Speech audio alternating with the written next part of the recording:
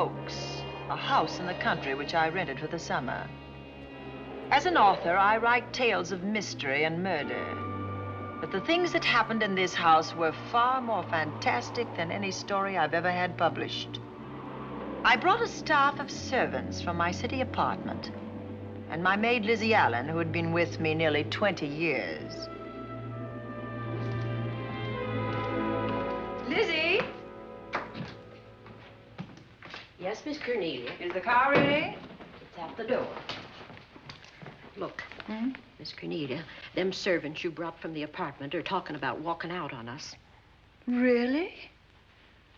Well, I know they don't like it here, but I didn't think it was that bad. Well, they've been hearing things about the killer that the police call the Bat and the murders that he committed here this past winter. Now people are saying that he's back again.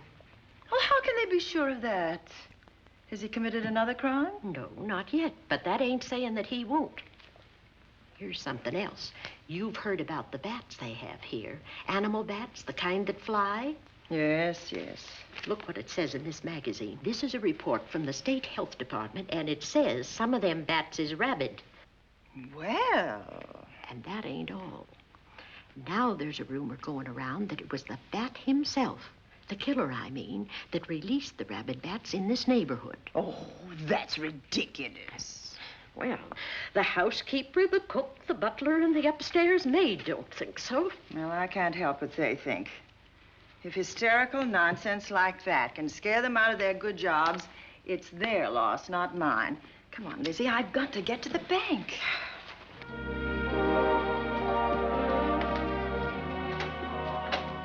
Drive directly to Zenith Bank, Warner. I'm afraid we'll have to hurry. It's near closing time. I'll get you there, Miss Van Gorder.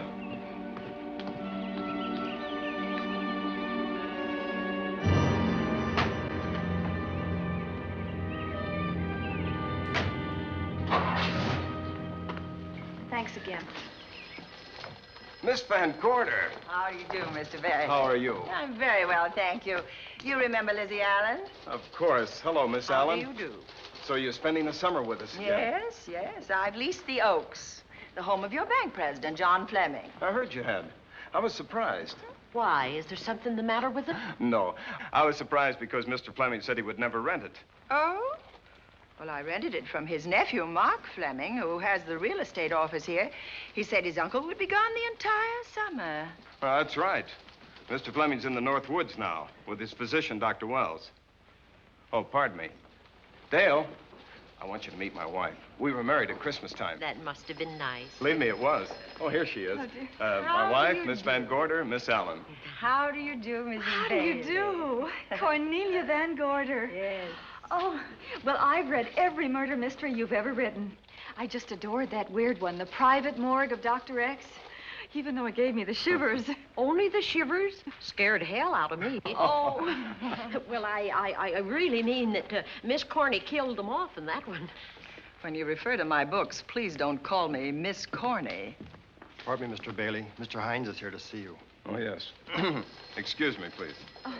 Don't be strangers now. No, no, I we should won't. say not. Oh, so you're a bride. Well, not quite. Not since Christmas. You know, I'm sure I've seen you. Well, I used to be my husband's secretary here in the bank. Of course I remember.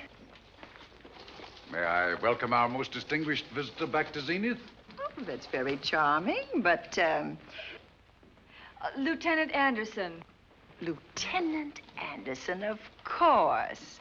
Chief of Detectives of the Zenith Police Department. This is Miss Allen. Miss Allen? How do you do?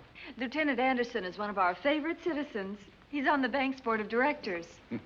Not bad for a policeman. You must have made a good thing of it. Well, I saved my money, if that's what you mean. It's near closing time, and I've got some business in the safe deposit vault. Please come and see me, Mrs. Bailey. Oh, I'd love to. And you, Lieutenant. Thank you. Goodbye. Goodbye. Nice to meet you. My, what a charming woman. She moved into the Oaks just the other day. That house is a proper setting for a writer of mysteries. Oh, it certainly is. Vic, what's the matter? Come in here, both of you.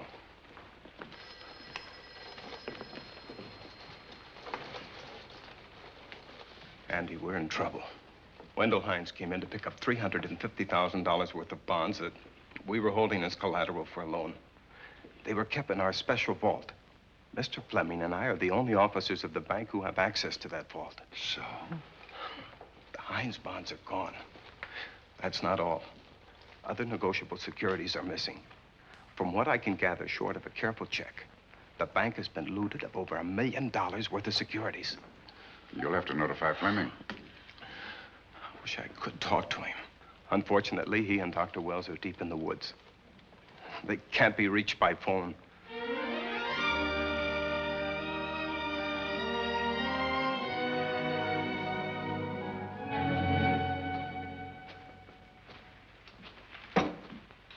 What is it?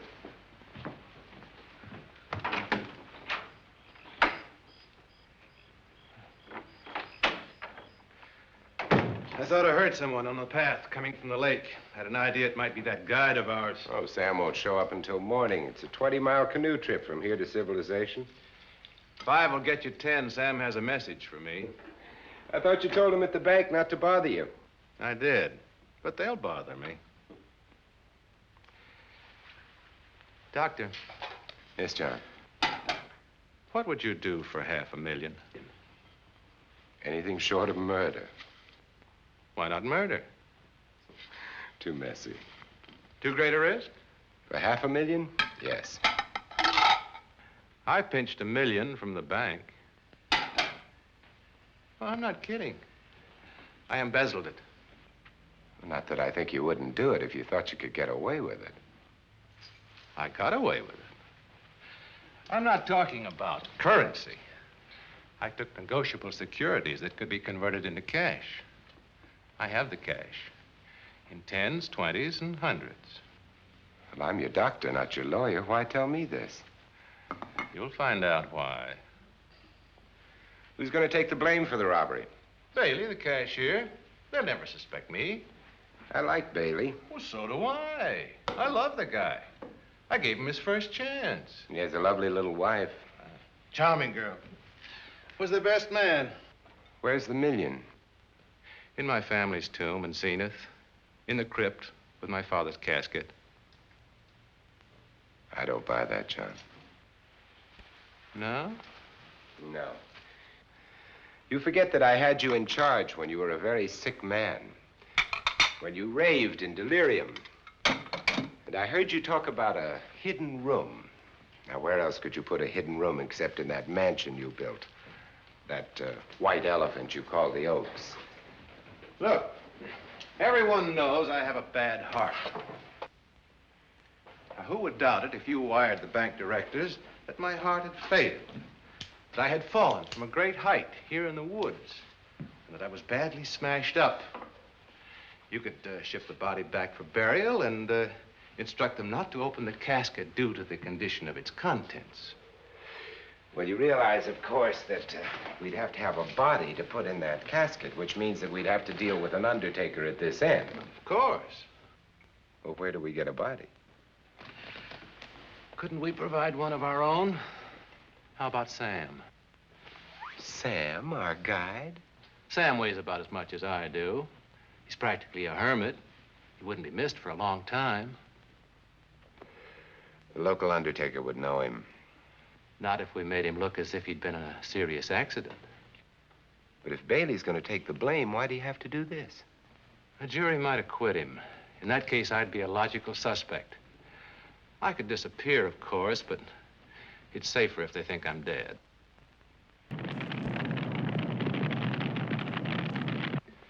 What if I don't go for this deal? In that case, it would be too bad. You mean you'd kill me? What else could I do? Now that I've told you about the $1 million, I'd say you were shot in a hunting accident. Now, look, Doctor, if you can find another body instead of Sam's, it's all right with me. There's $500,000 in it for you. I'll do my best. I smell smoke. So do I. What's that noise? Look, Doctor, the woods are on fire. It's It's coming this way. We've got to get out of here. Out the back way. We will. As soon as I provide that body we were talking about.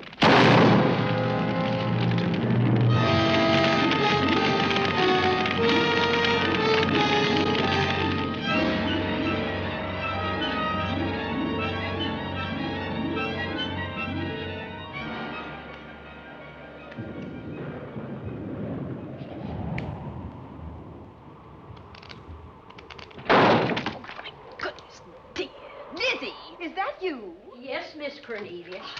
There's a storm coming up, and it's gonna be a snorter. The wind nearly blew the door off its hinges. Well, that noise blew my game higher than a kite. I think I've lost some of the cars. Oh, I'll get them for you. Oh, I see you found the paper. Drat that paper boy, scooting by on his bicycle, just chucked it into a clump of bushes and let it go at that. For land's sake, Mr. Vic Bailey's been arrested. Oh? I think. Victor Bailey, vice president and cashier of the Zenith Bank, was arraigned before United States Commissioner Alvin Fielding, charged with the embezzlement of over $1 million. I can't believe Vic Bailey had anything to do with that robbery. Oh, well, I see our landlord is home again. Landlord? Mr. Fleming. Dr. Malcolm Wells is back in town with the body of John Fleming, president of the Zenith Bank, who was killed in a forest fire. Mr. Fleming will be laid to rest in his family's tomb on Friday. And I hope he stays there. Well, why shouldn't he? Well, this is his house. And ever since he died, some funny things have happened here. For instance? The housekeeper, the cook, and the butler said that they heard strange noises at night. And the upstairs maid swore that she met a man without a face coming up the back stairs. Oh, so that's why they quit and left me to run this place without a staff. They didn't tell you, Miss Corney, but the truth is they was scared to stay. But you're still here, Lizzie. Haven't you seen anything? No. No, and even if I had, I ain't afraid of ghosts. They're afraid of me. Honest, Miss Corney, a spiritualist told me once that ghosts was allergic to me. But this Bat feller they keep talking about in the paper, I guess he'd be different. No, I don't think you would have the same effect on him. Oh, dear. What are they trying to do? Drive people away from this part of the country? Why, what does it say about the Bat? His specialty seems to be killing women. My goodness, 2 of them in one night. All his victims died the same way, like their throats had been ripped open with steel claws. That's a charming little caper. I'll have to try it sometime. In a book.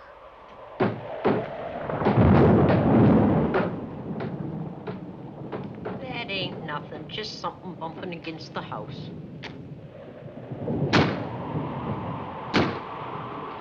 That's just the wind banging a door. Pay no attention to it. Listen to this. One of his victims, who lived for a moment after she was found, described the Bat as a man without a face. Honest, Miss Corney, I think that woman must have been exaggerating.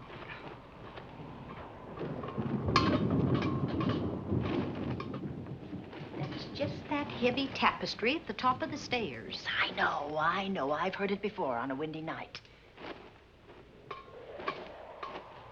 That sounds as if there was someone on the stairs.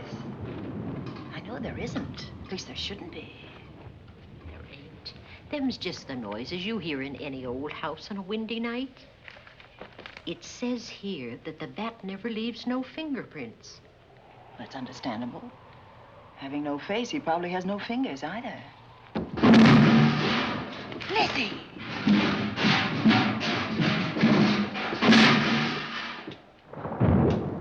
And that, I suppose, is the cat dropping its dentures. No, I don't think so. But I think it's something should be looked into.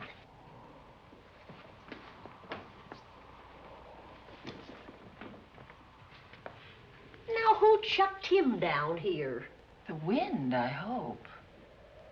There must be a window open up there. No, Lizzie. Let him lay. Let him sleep it off. I hope the power lines don't go down, put the lights out. Now, we'll check the windows in the living room and draw the curtains, and then we'll go to bed. Yes, ma'am.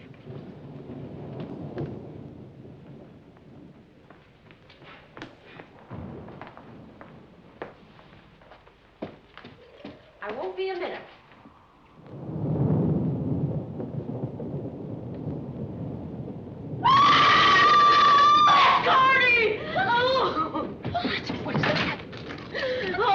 I went to get the tape. I turned the latch off. I forgot to turn it on again. He's out there. He was coming in. He might have got you. Oh, but he didn't, and he's still out there, thanks to you. Now, you hurry now, and we'll call the police. No, I won't leave you, Miss Coney. Are you okay? Yes, ma'am, I'm okay. Okay.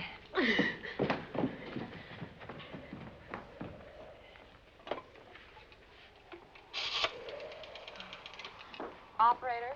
Give me the police department, please. Zenith Police Department. This is Cornelia Van Gorder. I'm living at the Oaks. We know about that, Miss Van Gorder. Just a moment ago, a man tried to force his way into this house. You're not alone there, are you? What about your servants? Well, I have none except my chauffeur, and he's away. He won't be back until the morning.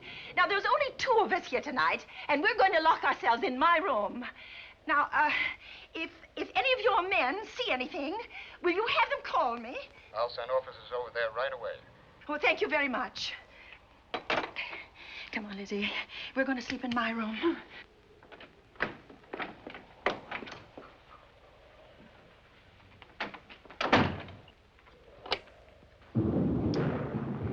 Well, nothing can get at us in this room now, I think. This door seems good and solid. Like the door to a tomb.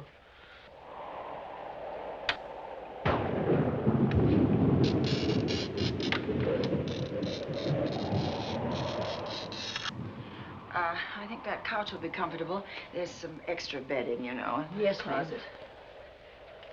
Let's see now.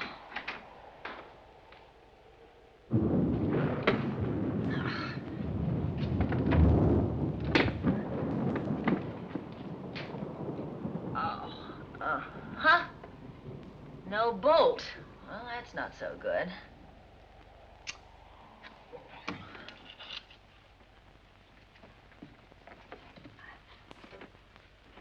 What's that for? That, my good woman, is a booby trap. If anybody tries to open this transom, this will be knocked off, and we'll hear it fall.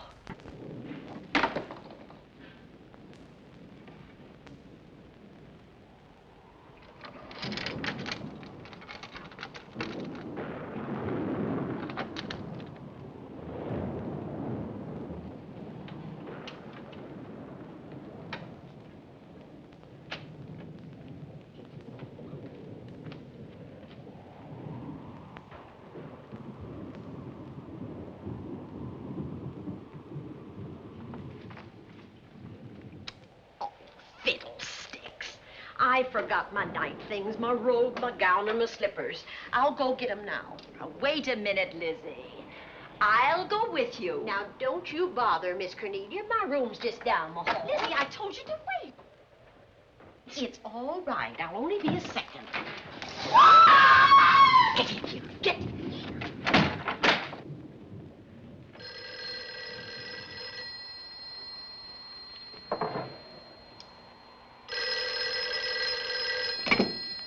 Yes? Miss Van Gorder? Yes? Zenith Police Department. There's a police car just outside your house, and the officers in it have reported that there's no sign of a prowler anywhere on the grounds. Well, the man's inside now. He's in the hall, just outside my bedroom. Have your men break through the kitchen door and search this place from top to bottom. Okay, Miss Van Gorder. Sit tight. I will. I have a gun, and I know how to use it.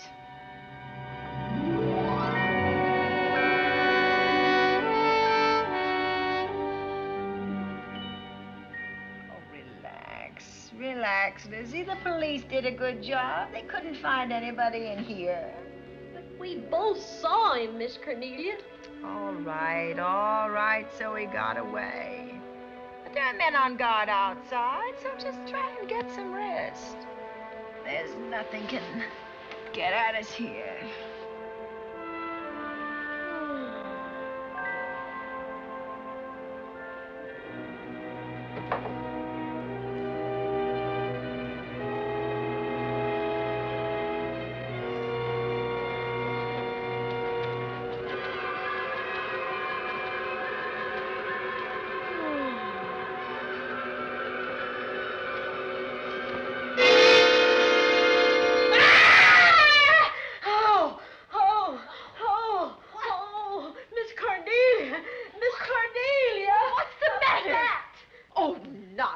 You've had a nightmare. Maybe I did. But there was a bat in it, and it bit me. What? It flew in that closet. Oh, good gracious, Lizzie, you're right. Oh.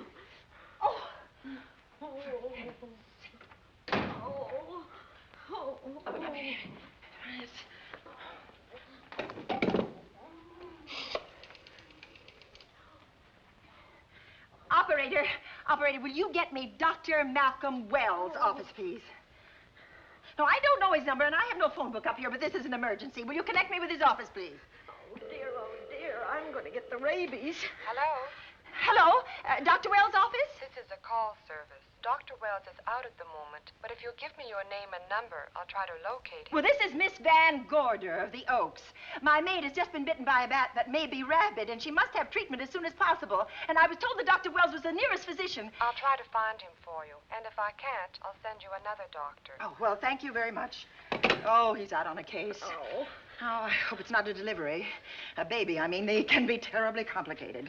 It never bothered me none. Oh, Lizzie, you never had a baby. Of course I didn't. That's why they never bothered me. Oh, does it hurt, huh? A little.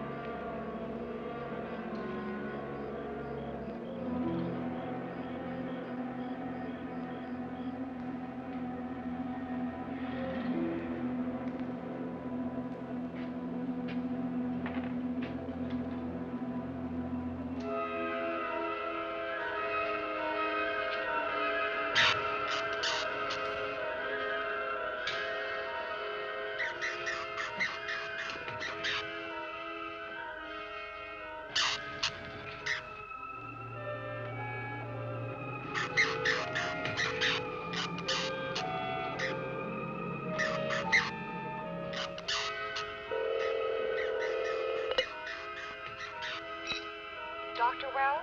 Are you there, Dr. Wells? Are you there, Dr. Wells? This is the operator. Your call service is on the wire. It's an emergency. This is Dr. Wells. This is your call service, Doctor. Oh, hello. I was just doing an experiment. I left the receiver off. That's what I thought, but I kept trying. Miss Van Gorder at the Oaks called and said that her maid had been bitten by a bat, and she's afraid it might be rabid. What? Oh, all right. Tell her I'll be right over there.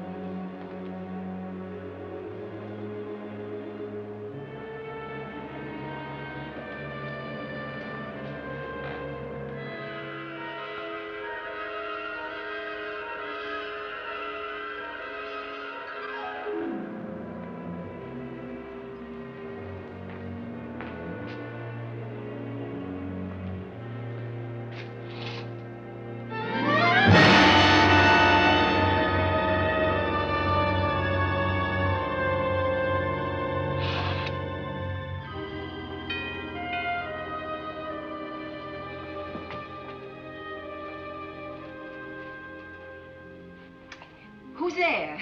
Dr. Wells. Come in. Good evening. Oh, I'm so glad they found you, Doctor. Well, I reached my office shortly after you called. How is your maid? Is she in any pain? No, she doesn't seem to be. Did the bat get away? No, I believe it's still in my bedroom. Oh, good. I'll want to examine it. There you go, Miss Allen. Now you feel better? Doctor, have I got the rabies? Well, I can tell you better after I've examined the bat's brain under a microscope. That thing's got a brain? Oh, you'd be surprised. Well, where is it? I think the little darling is in that closet. Oh. You know, it's a pity you leased this house, Miss Van Gorder. Why a pity? Well, my dear lady, I don't want to alarm you, but... Oh, well, after tonight, nothing can alarm me. Yes, I understand. It must have been terrifying. So many unexplainable things have happened here. There's something about the place. Your servants must have sensed it when they walked out on you. An apprehension of disaster. Well, let's see.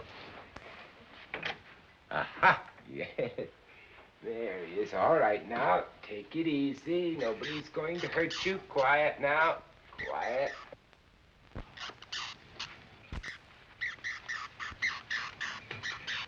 And he looks quite normal. Doesn't seem to be sick at all. Oh, ain't that nice? I've been worried about him. Well, you should be. From his appearance, I'd say that he doesn't have any infection. In which case, you've had a narrow escape. Now, you take one of those tablets I left for you, and I'll guarantee you a good night. And I'll drop in on you tomorrow. Oh, thanks for everything, Doctor. Now, don't worry, I can find my way out. Oh, I know you can, but do let me help you. Oh, don't forget that once I'm gone, you'll have to climb those stairs alone. Oh, I'm all right. I'm armed now. Can you, shoot one of those things without shutting your eyes? Oh, Doctor, there are guns in every book I've ever written. I don't write about things I'm unfamiliar with. Lock the door, Lizzie. Good night. Yes, ma'am. Good night, Doctor. Accident? No, the wind blew him down. Oh. I think. Oh. Did you know that young Mark Fleming leased you this house without notifying his uncle?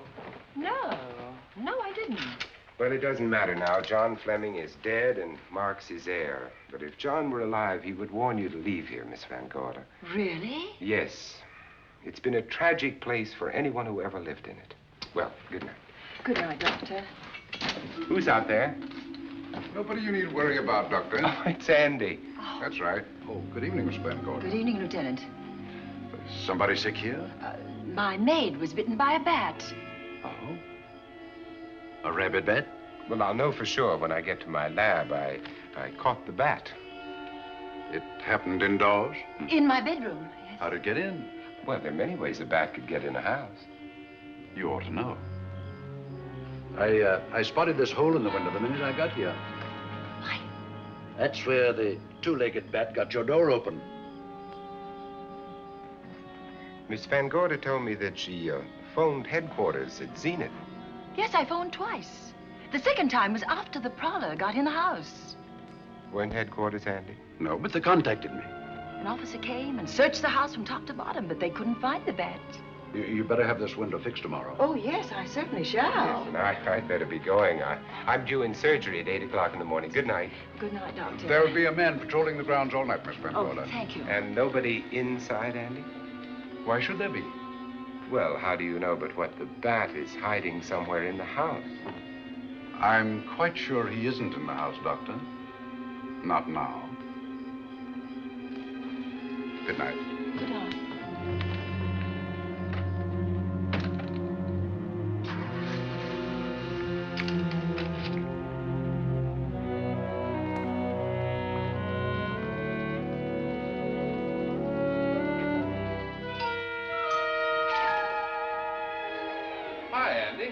Hello, Mark. Well, congratulations. Real estate business must be picking up. New office, new furniture. New deal. How do you like it? It looks expensive. Are you squandering your inheritance? Oh, I haven't got it yet. Well, the paper says John Fleming left his entire fortune to you. Funny thing about that entire fortune is that we can't find it. No kidding. Oh, all Uncle John had in his bank account was a couple of $100. And his safe deposit box was empty. If we don't find that missing million, mine will be empty, too. How come? Well, all my savings were invested in Zenith Bank stock. The examiners won't certify the bank as solvent until those stolen securities are found. So the stockholders have voted an assessment that'll wipe some of us out. It's a since those securities have been converted into cash. And if I can't find that cash, I'm sunk. Well, where are you going to look for it, Andy? Here in Zenith. Your uncle wouldn't take $1 million on a hunting trip, would he? You suspect Uncle John? Why, Andy, he founded the Zenith Bank. That'd be like robbing the family tomb. You think he wouldn't? Well, besides, Vic Bailey's fingerprints are all over the vault. Now, they didn't find any of Uncle John's fingerprints. Because he wiped them off. Can the defense prove that? They'll try to. Judy Hollander, Bailey's secretary, is a defense witness. And they believe her testimony will have a powerful effect on the jury. Oh, well, she has a powerful effect on me. Judy's a doll. Here's the book you mentioned, Judy. Your newest one. Yes, it's just been published. You can have that copy if you wish. Oh, it's a first edition and you've signed it. Yes, of course. Thank you so much. May I serve tea now, Miss Van Gorder? Yes, please do, Warner. Thank you. Well, I see you've engaged new servants. Yes, of course. Well, how did you persuade them to live in this house? Well, Jane Patterson, my new housekeeper, knows this house better than you do, Doctor. Oh? She worked for John Fleming. And Warner was my chauffeur. Chauffeur turned butler? Yes, it's incredible. He can play any part at a moment's notice. Did you get a plumber, Warner? No, we can't get a plumber for 3 days, madam. What about that leaking pipe? The basement will be flooded in 3 days. Well, the pipe is no longer leaking. You mean it's dried up of its own accord? No, not quite. I packed the elbow where the water was coming out. Packed the elbow? Oh, where did you learn how to do that?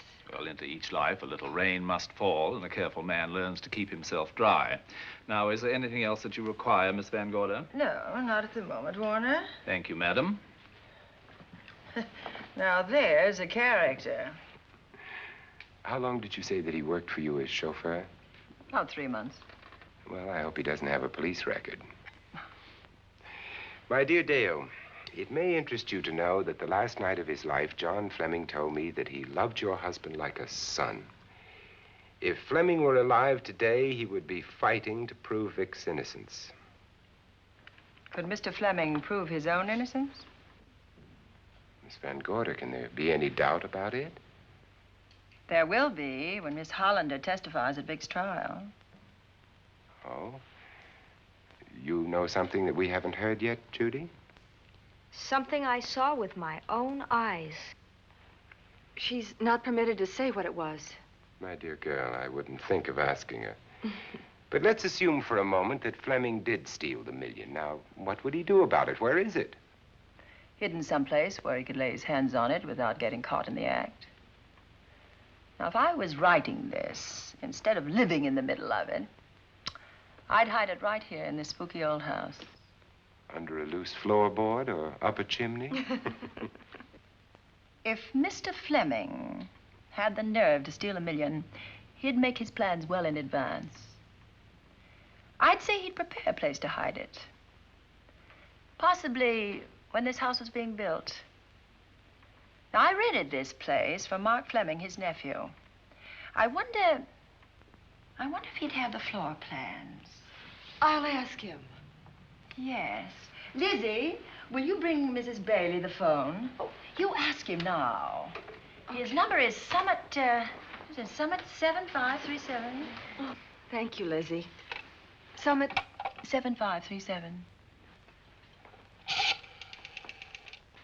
Not bad, eh, Andy? That means new business. Now, you see, somebody wants to buy a house. Mark Fleming speaking. Oh, hello, Dale. Well, hang on a minute, honey, while I see if I have him. It's Dale Bailey, all excited. Miss Van Gorder wants to know if I have the floor plans of the Oaks. Now, what would she want with the floor plans? Well, she suggested to me that your uncle might have hidden the bank loot there. Are the plans here? They're somewhere in the house itself. Wait a minute, there is a place where Uncle Johnny might have kept those blueprints. What place? Well, I heard him talk about it a good many years ago. I can't be sure of the exact location. Anyway, I don't think the old boy had the guts to steal $1 million. But if I find those plans, I'll let you know, Andy. Hello, Dale. Look, honey, I haven't seen those plans since I was a kid, but I'll come over tonight and maybe we can find them. Thank you, Mark. We'll expect you. He seems to think they're here in the house somewhere. He's coming over tonight. Well, that's good. Dale and Judy are my house guests for the weekend. Would you like to have dinner with us tonight? Oh, no, thank you. I couldn't. I still have a few calls to make. You know, if Judy's testimony is going to clear Vic Bailey and implicate John Fleming, others may get the idea that there's buried treasure in this house. Don't even mention your testimony until you're actually on the stand. Oh, I won't. That's a smart girl, Judy, and a very lovely girl. Well, good afternoon, ladies. Goodbye, Doctor. Dr. Will. Come on, girls, let's go.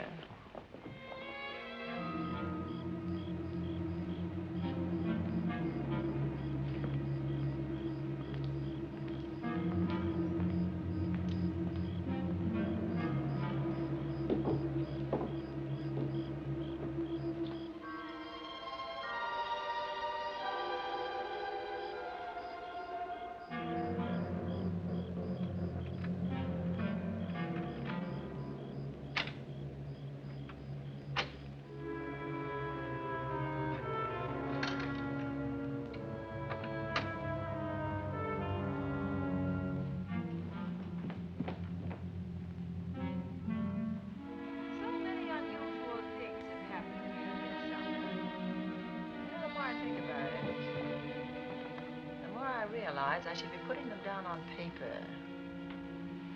Weren't you your husband's secretary, Dale? Yes, I was. Do you take shorthand? Well, my dear, if you'd like to have your mind occupied, I want you to work with me while I write the story of this fantastic criminal, the Bat.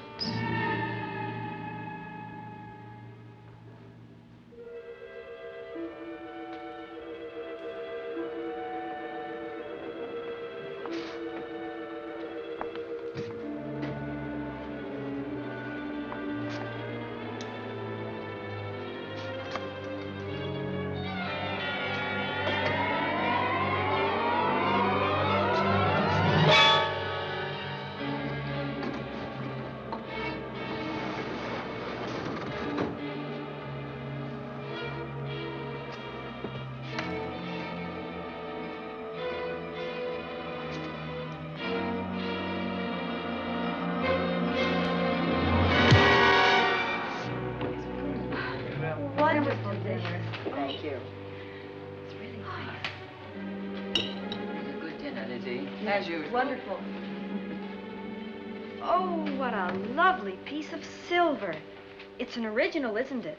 Yes, they still use them in England for buffet breakfasts. Some hot water in the bottom. Should keep us hot, your sausages and your scrambled eggs. Interesting. It's very useful. Really nice.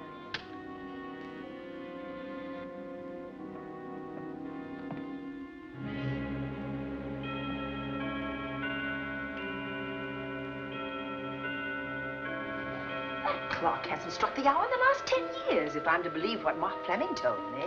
Why is it angled away from the wall like that? I don't know. Somebody must have moved it.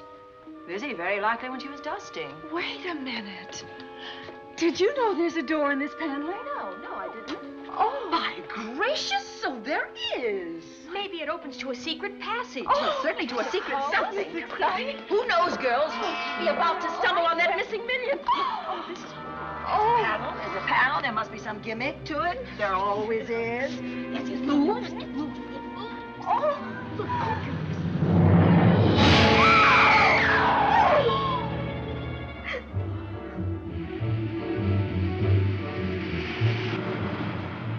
Calling car 11.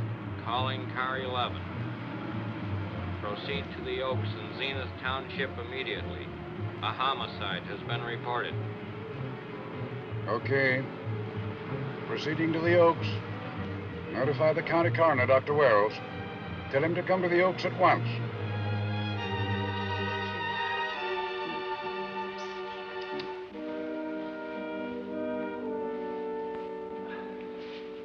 Horrible. As if his throat had been torn by some creature with fangs or claws. That's his sign. We found it on the others he killed. I'd hoped those reports that he was up to his old tricks again were pure imagination, but apparently they're based on fact.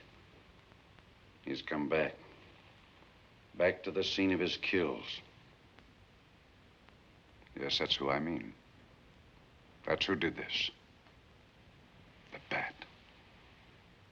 Who found Mark? We all did. And it's Dale and Judy and I. Lizzie was in the dining room. This is my new housekeeper, Jane Patterson. You know, she worked for John Fleming. I know her. Where were you, Mrs. Patterson? In the kitchen, cleaning up. I cooked the dinner tonight. Did you know that the secret closet was here? No. It was behind the grandfather's clock. Well, it was I who found it, really. Noticed the clock had been moved and the door wasn't quite closed. I'll get it.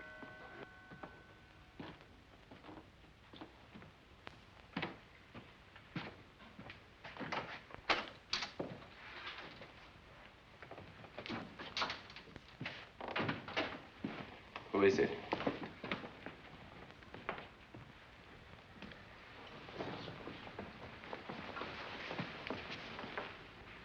Mark Fleming. As coroner, you saw the same wounds on the others. How long's he been dead? Oh, I'd say about a half an hour. You believe it was the bat? That's a bat's trademark. Perhaps he's still in the house. That's possible. Why should he be? Because he's looking for something, and like you, he believes it's here. And he's a persistent killer. I would advise you to get out of this house as quickly as possible, notwithstanding our expert police protection. Have you called the morgue? They're on their way here. Oh, good. I want to examine the body before they get here. May we take it into another room? Yes, to the sunroom in the back. Thank you. Give me a hand. Excuse me.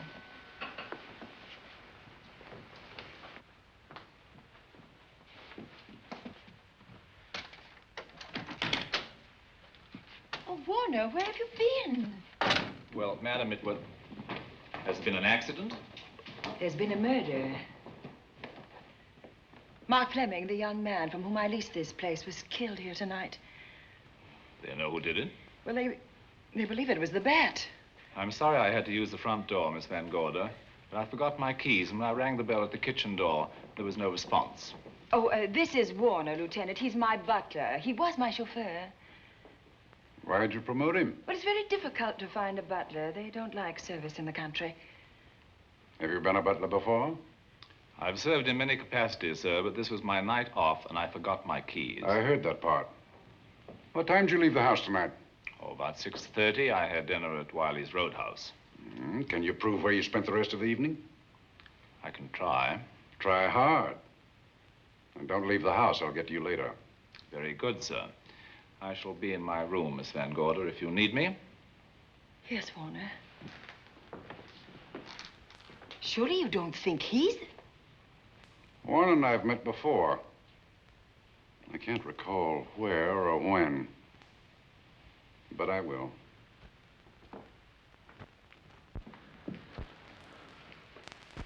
There'll be a crew here shortly from headquarters, dusting for fingerprints, taking photographs. But in the meantime, Mrs. Patterson, you aren't leaving the house tonight, are you?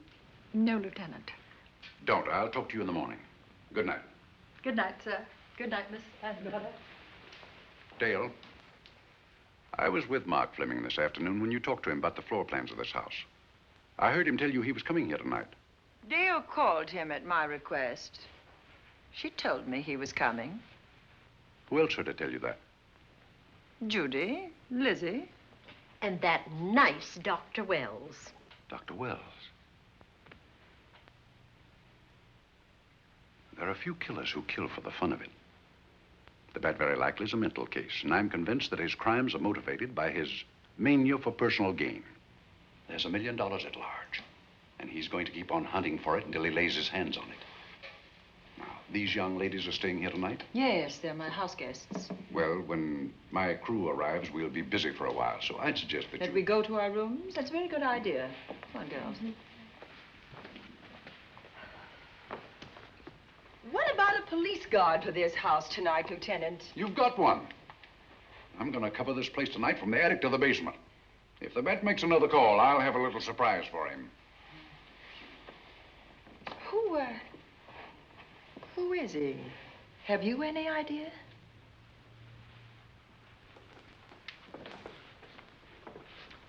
He could be anybody. So far, there are clues to his identity, but nothing we could take before a jury. I'm afraid we must look higher than the criminal world. He may be a merchant, lawyer, doctor, scientist, one of the pillars of his community. Ladies, lock your doors tonight. Stay behind them. I promise you you'll be safe. Good night. Good night, Lieutenant. Good night.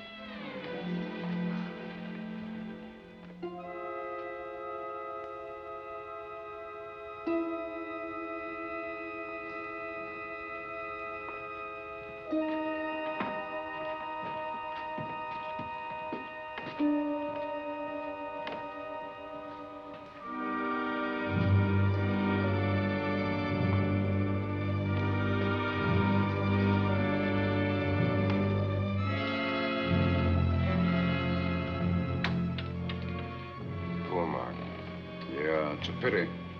So young. Well, Doctor, do you agree it was the bat? In my report, I shall say the death was caused by the same technique used in the other killings. A paralyzing blow to the throat, followed by severe lacerations of the jugular, resulting in excessive hemorrhage. In a layman's language, he didn't know what hit him. Oh, he knew. But he didn't have time to think about it.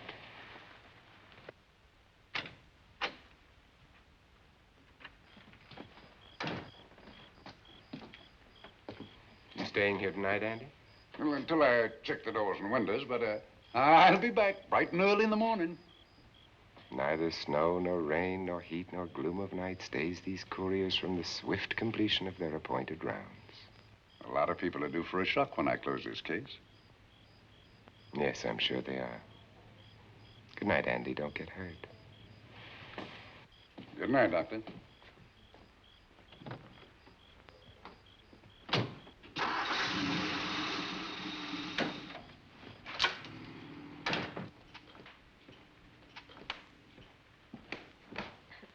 You know, I think we'd better let you get some sleep. Oh, Lizzie and I share this room for mutual protection. You know, one night, a storm blew the wires down, put the lights out, and I went out the next day and bought a half a dozen of these things. You better take one with you, Dale. Oh, thank you. We'll go across the hall now. Are you sure there's nothing else you need? Oh, no. Quite sure. We'll be all right. Well, if anything bothers you, you just sing out, and 2 strong women will come to your rescue. Oh, nothing will bother us. Not with Andy on the job. No. Well, good night. Good night, Miss Van Gorder. See you in the Don't worry, everything will be all right. We won't. Good night. Good night.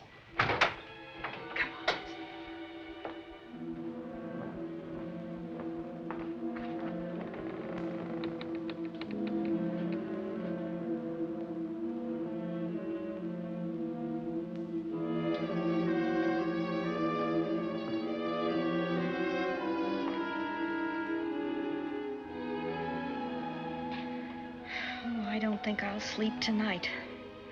Me neither. All I can see is poor Mark Fleming staring at us. I thought that when people died, their eyes closed, as in sleep. Don't think about it. I'll bet you're thinking about it.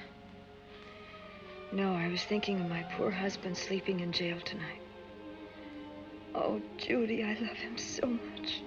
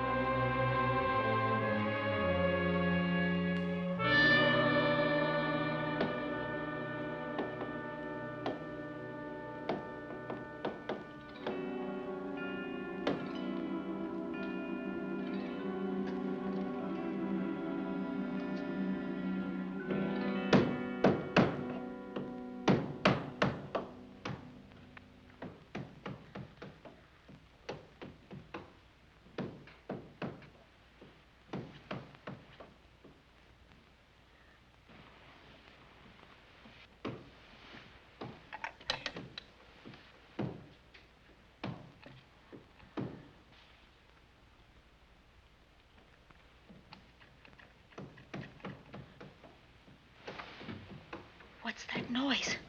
Oh, I don't know. I kind of fell half asleep. For a moment, I thought it was something from a dream. It's somewhere in the house. Yes, on the floor above. Not directly over us. Probably a room overlooking the driveway.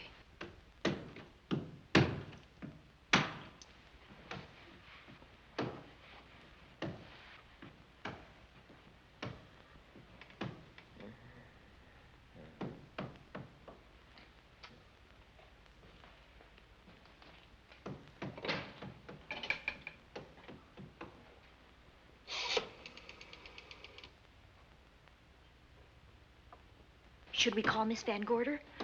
She'll hear it. How can she help but hear it? Oh, besides, we don't want her to think we're a couple of hysterical women. Oh, I'm about to become one. Oh, I dear. had it for one night. Dale, you're not going out in that hall. I want to know what's happening up there. But Lieutenant Anderson said if we stayed behind our locked doors, we'd be safe. Vic isn't safe locked up in that jail. Suppose that stolen money is in this house. Mark Fleming seemed to think it was. Maybe that's what somebody's looking for.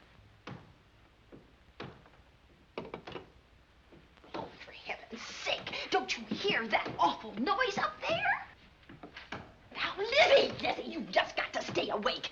The house phone and the outside phone wires have been cut, and we can't get help. Where's that policeman? Oh, I don't know. Something must have happened to him. Now, go on, get on your robe. Oh, Dale, please don't go up there. I've got to. Think what it could mean to Vic. Now, you stay here. Oh, no.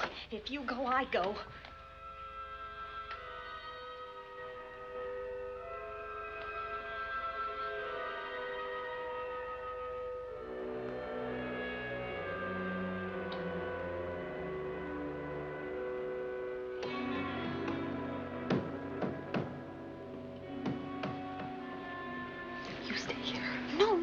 Let you go up there alone. You wait here. I'm going to see what it is. Oh, please let me go with you, Judy, will you warn me if anyone comes? I'll only be a moment. Now, wait.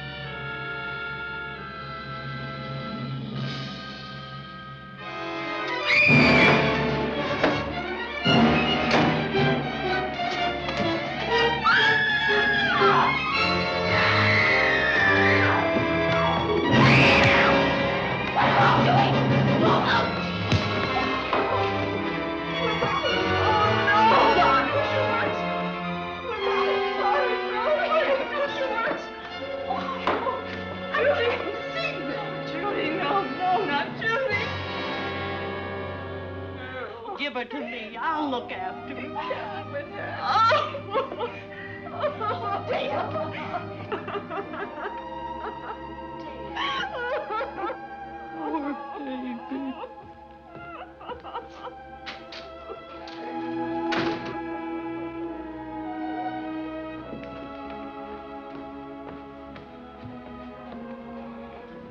Judy.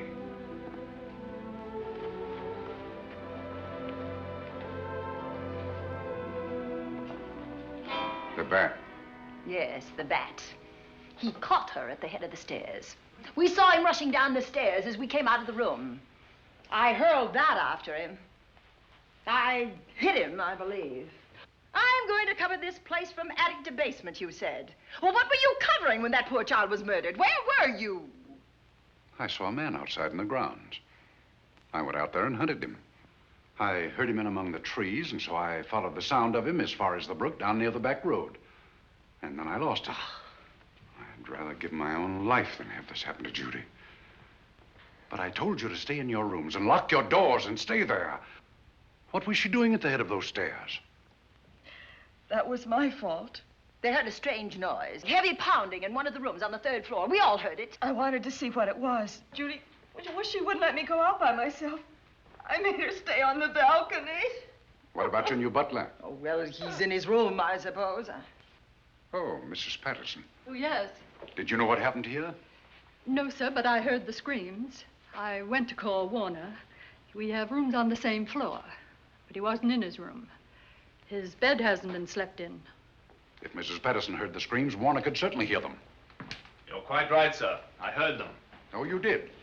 And where were you? Outside in the grounds. Miss Hollander's been murdered. No. Oh, so you're surprised. Shocked. Well, I've seen better performances. I remember you now. Your name's not Warner. I've got a circular in my office with your picture on it. The Chicago police not so long ago were hunting for you in connection with the robbery. You're right again, sir. And they found me and they tried me and I proved my innocence and I was acquitted. That could have been a lucky break. Where were you when this child was killed? I told you before, sir. Outside. What were you doing there? I was following you. I saw you leaving the house, and it seemed that you were hunting someone. I thought you might need some help. Oh, yes, sir. I followed your flashlight down through the trees. Then it disappeared. And then suddenly, as I was staring out into the darkness, I was struck by something on the back of the head. The next thing I knew, I was lying on the ground. I realized I'd been knocked out. I wish you had been knocked out. But then we'd have found you with your mask still on your face. You were hit here in this house with this poker as you were rushing down those stairs after that child was killed. Oh, no, sir. You can't pin this on me. I'm not the bat. I've never killed. I couldn't kill. I won't take the rap for this.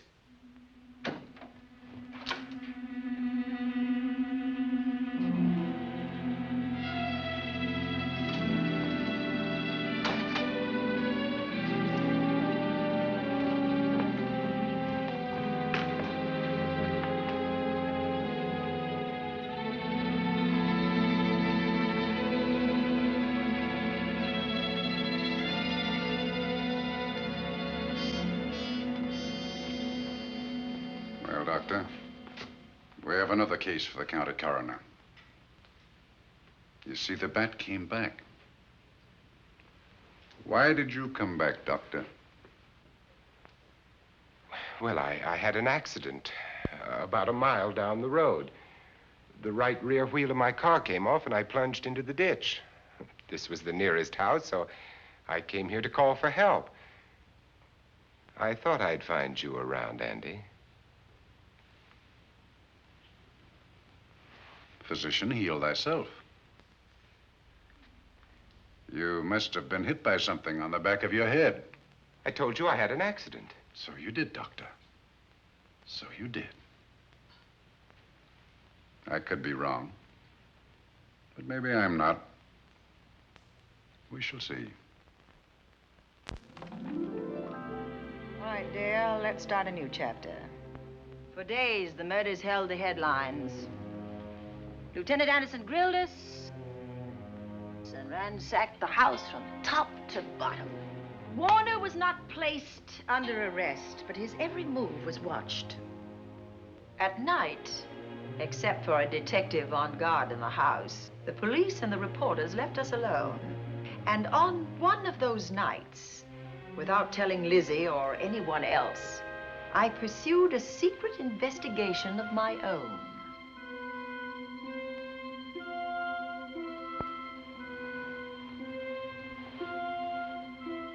It was in an empty room on the 3rd floor where we kept our trunks and other things.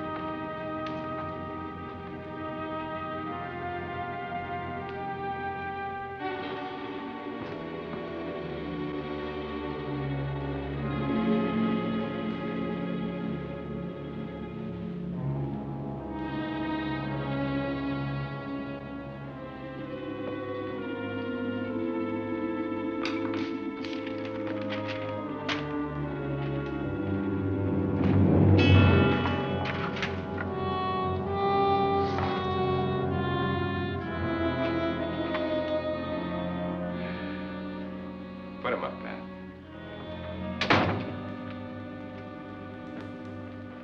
It's a bright idea to kill me in my own lab and let people think that I'm the bat. But you had to kill me first. What was it to be, ambush? And clever as you are, you're not smart enough to do that. Nor were you smart enough to find the money, though you came quite close to it. But I know where it is. And when you're dead with that sign pinned on your chest, I'm going to collect it and live happily ever after. He destroyed himself. How true that will be. Well, goodbye, Bat. Here's a serum that will heal you whether you're rabid or not.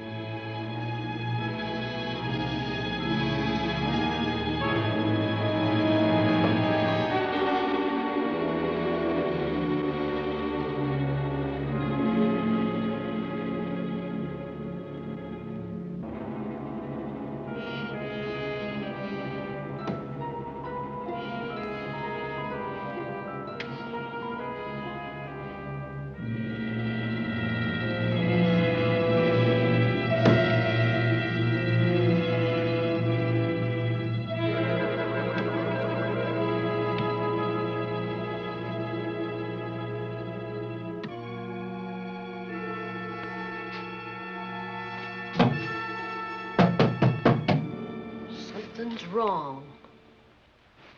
Something's wrong.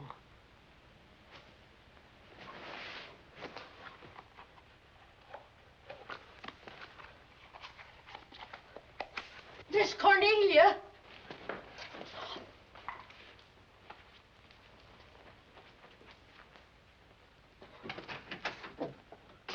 Miss Cornelia.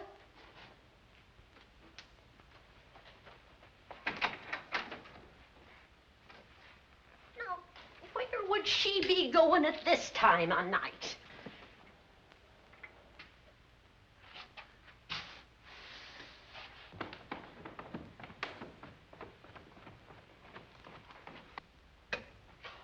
Well, land's sake.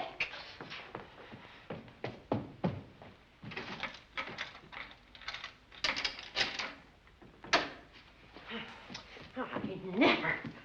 Oh. Mr. Davenport. Mr. Davenport. Oh, a fine thing. The door unbolted, the chain off, and you asleep on the job. Wait till Lieutenant Anderson hears about this. Come on, wake up. What's the matter with you? I don't know. My head hurts. My whole body's numb. Here, take a sip of this. Try to snap out of it. I'll be back in a minute.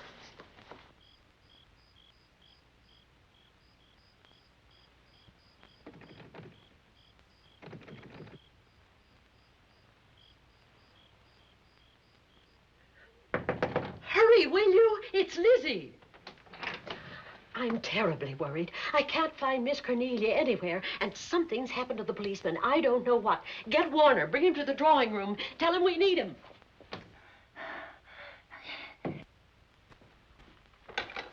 Are you all right now? Yeah, I'll be all right in a minute. I remember now. I took a drink of wine from that decanter there. Miss Van Gorder told me to help myself. She wouldn't put nothing in it? Well, somebody did. Somebody who knew I was on duty here. Then it was somebody that got Miss Van Gorder. I can't find her anywhere. Upstairs, downstairs, or in the basement. I told the housekeeper to get Warner. Lieutenant Anderson will want to know about this. Hello. Yeah, this is Davenport at the Oaks. We've got trouble here. Well, for one thing, I was drugged. Yeah. But I must have been knocked out because the maid tells me Miss Van Gorder is missing. Well, you better call Anderson and let him know. He's not at home. Well, where is he? Out on a case? What case? Dr. Wells. What else did they tell you about it? Oh, hurry, will you? We've got to find Miss Cornelia. Okay. Lieutenant Anderson is out on a case. Dr. Wells was found dead in a room next to his garage, murdered. Dr. Wells? There's something queer about the killing of Wells, but headquarters won't talk about it.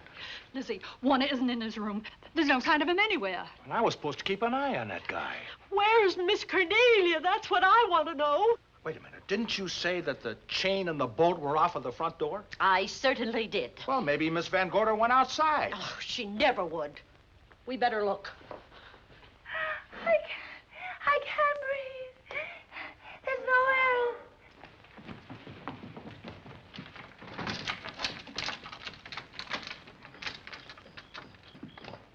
Miss Cornelia. Oh, Miss Van Miss Gorder. Cornelia. Miss Cornelia. Miss Van Gorder. Look. There's a light in that room on the 3rd floor.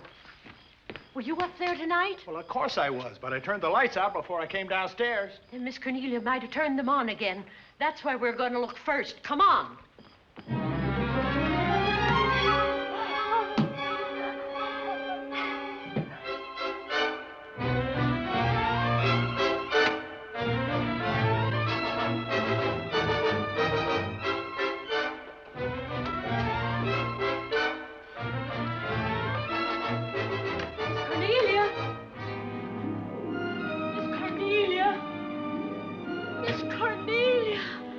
Yes, Lizzie. I'm here. Right here. Come to the mantelpiece. Here we are, Miss Van Gorder. What do we do now? Over the mantel, there are 5 panels. Strike it with your hand.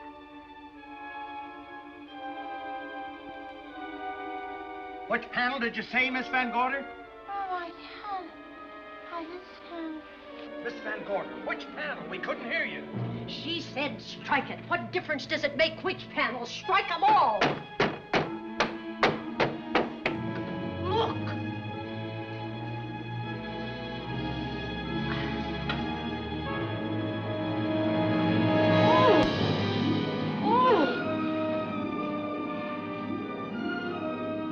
Oh, it's all right now.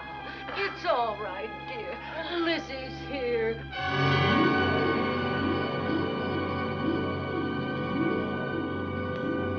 Feeling better? Yes, much better. We'll take you to your room. Oh, no, you won't. I'm going to stay right here. I'm quite all right.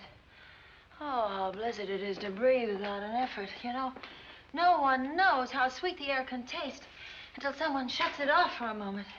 That room is just like a box. When the mantelpiece closed, it seemed like all the air was drawn out of it.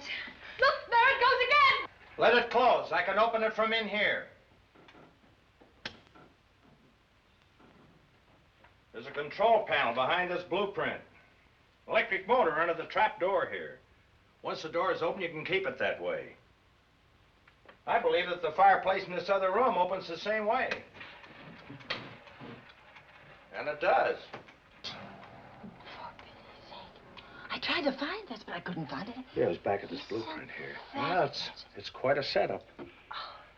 Too bad we can't open that safe in the same way.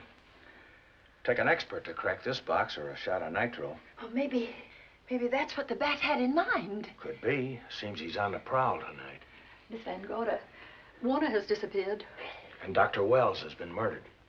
Dr. Wells? Lieutenant Anderson's on that case right now. Well, does he know what happened here tonight? They got word to him. He'll be here any minute.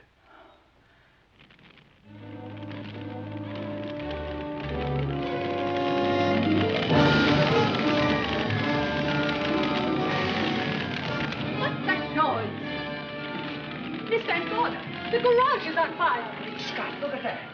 Lizzie, put that light on the other room. Now, where you going? to report the fire. Well, you just stay right here. But Miss Van Gorder, the garage. Well, let it burn. You watch the stair. Can't you see that fire was set to get us out of the house? Out of the house? Were you talking about the... Yes, I'm talking about the bat. Now that the lights are out, he'll think his trick has worked, and we've gone. He'll be here any minute. Well, so will Lieutenant Anderson. I hope so, but the bat will be here first. And he'll kill again if we're in his way. We've got to be as clever as he is.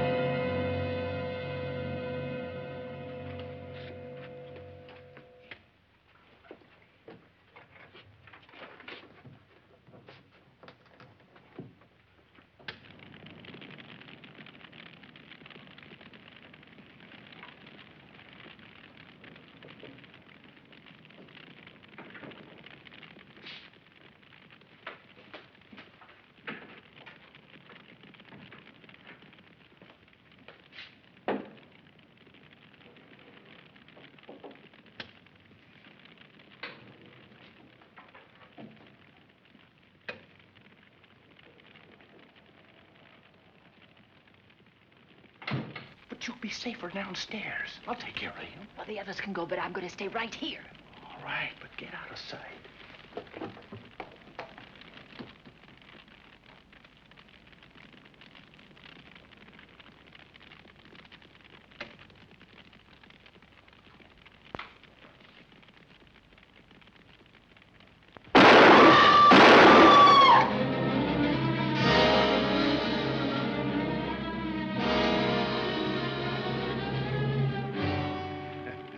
Let's face it, ladies, and get it over with. Others have seen my face before they died, but I'll have to deny you that pleasure. This would make a good scene for your book, Miss Van Gorder, but I'm afraid you'll never write it.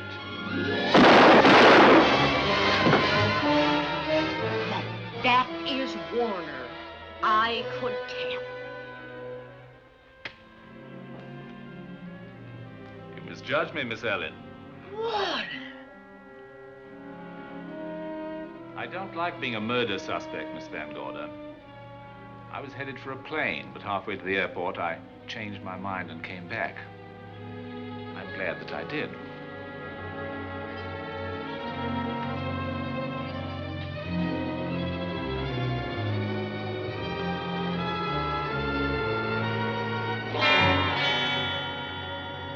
Why, it's Lieutenant Anderson.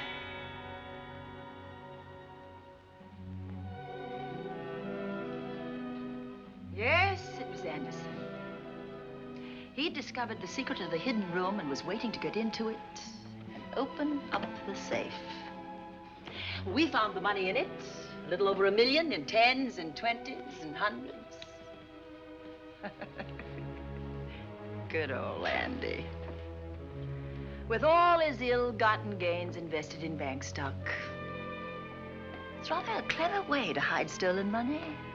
In the open, as it were, and so respectable.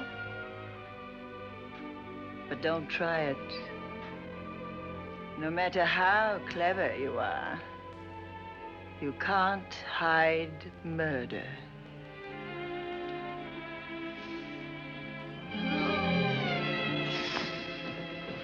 Well, that's it, Dale. That's the end.